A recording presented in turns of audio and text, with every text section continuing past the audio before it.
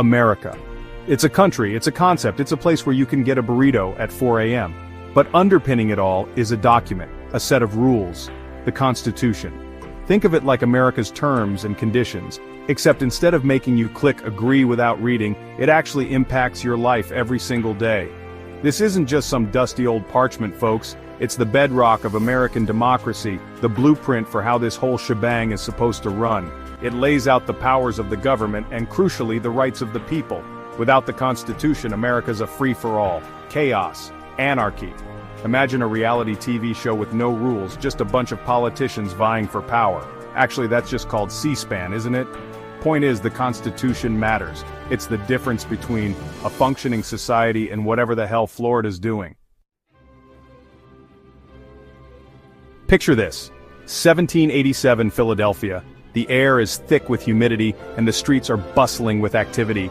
It's hotter than a witch's unmentionables in a brass brazier, and a bunch of dudes in wigs are crammed into a room, arguing passionately about the future of a nation. These are the Founding Fathers, and they're trying to cobble together a country from scratch. They're drafting what will become the backbone of American democracy. See, they'd just kicked British rule to the curb, and now they needed a system that wouldn't turn into another tyranny. They were determined to create something new and revolutionary. They'd seen firsthand what happens when one person or group gets too much power: the abuses, the corruption, the suffering of the people. Spoiler alert, it ain't pretty. The chaos and destruction left a lasting impression on them, so they debated, they compromised, they probably threatened to walk out a bunch of times. The room was filled with heated discussions and intense negotiations, and after months of this, they emerged with the Constitution, a document designed to prevent the concentration of power and protect individual liberties. It was a monumental achievement. Was it perfect? Hell no. It had its flaws and imperfections. Did it have some glaring omissions that would later cause a whole heap of trouble? Absolutely.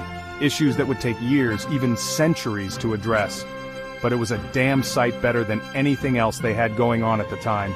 It laid the groundwork for a nation that would strive to live up to its ideals. One of the Constitution's big ideas is this whole separation of powers thing. It's like the Founding Fathers were saying, hey, let's not put all our eggs in one basket. Basically, they didn't want all the power in one place because, again, tyranny. They had seen what happens when one person or group has too much control, and it wasn't pretty. So they split the government into 3 branches, each with its own unique responsibilities and powers. Legislative, Congress. They make the laws. This is where all the debates and discussions happen before a law is born.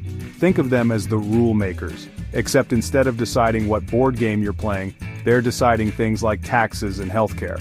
They draft, debate, and vote on laws that affect the entire nation. Executive, President. They carry out the laws. Once Congress makes a law, it's up to the President and the executive branch to enforce it. Think of them as the referees, except instead of blowing a whistle, they're signing bills and deploying troops. They ensure the laws are followed and manage the day-to-day operations of the federal government. Judicial courts.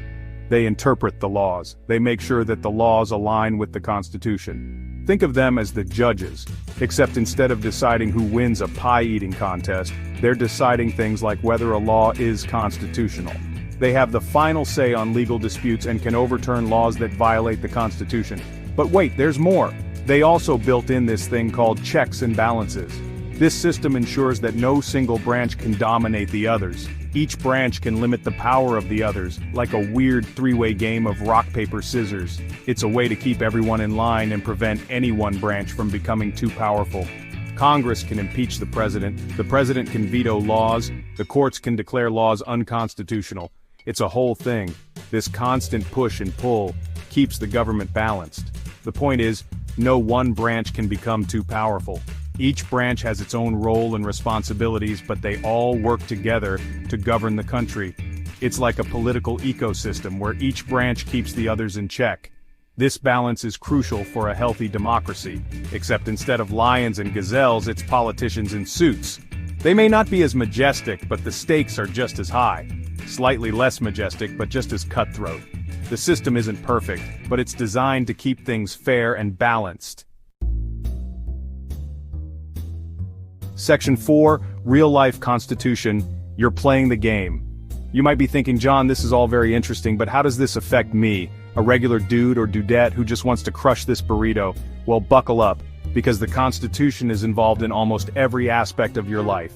From the moment you wake up to the time you go to bed, it's there, shaping your day. Want to speak your mind without fear of getting thrown in jail? Thank the First Amendment, which protects your freedom of speech.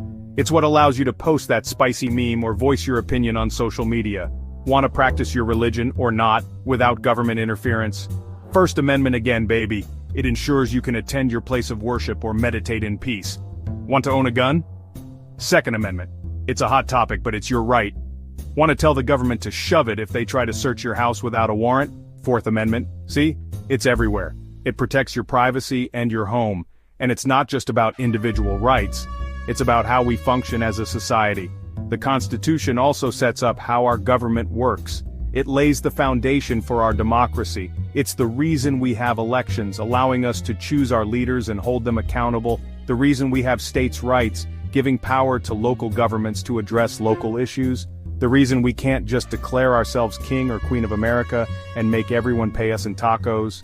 Although, wouldn't that be nice? But hey, the Constitution ensures we all get a fair shot at the American dream. Section 5. Still relevant? You bet your rights it is.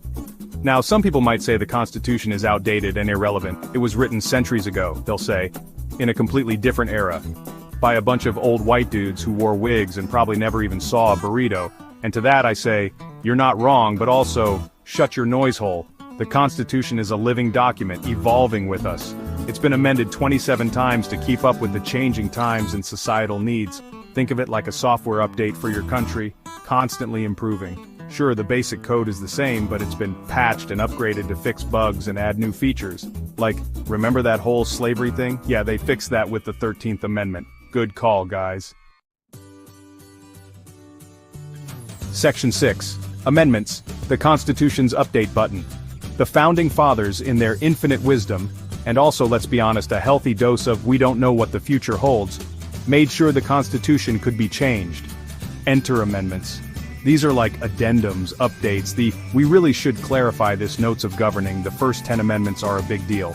We call them the Bill of Rights, and they cover stuff like free speech, the right to bear arms, and that whole no quartering soldiers in your house thing. Because nothing ruins a dinner party like a dude in a musket demanding gruel. But the amendments didn't stop there. The Constitution has been amended to abolish slavery, guarantee equal protection under the law, and give women the right to vote. Each amendment reflects a significant moment in American history, a time when the country decided to course correct and be a little less bad. Section 7. The Constitution worth fighting for, not literally. The Constitution isn't perfect. It's got its flaws, its blind spots, its moments where you just want to scream, "What were you thinking?" But it's also a remarkable document that's kept this country running for over 2 centuries. It's a testament to the idea that people, even flawed, bickering people, can come together and create something lasting. It's a reminder that our rights and freedoms aren't guaranteed. There's something we have to constantly fight for and protect. So next time you see the Constitution, don't just yawn and walk by. Take a moment to appreciate the weird, wonderful, often infuriating document that is the bedrock of American democracy, and then go eat a burrito, because freedom,